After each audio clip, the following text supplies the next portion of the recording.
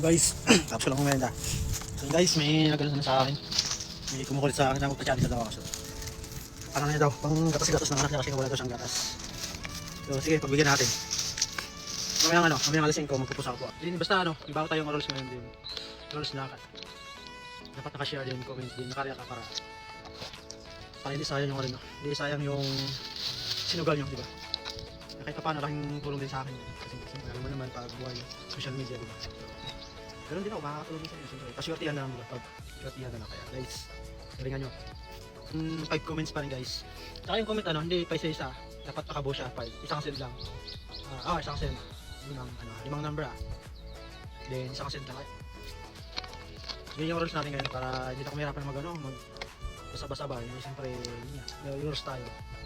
Mas mahirap pa pag isa-isa. Siyempre, hindi natin alam kung lima ba yun, baka sumobra, diba? So yun guys, good luck mamaya.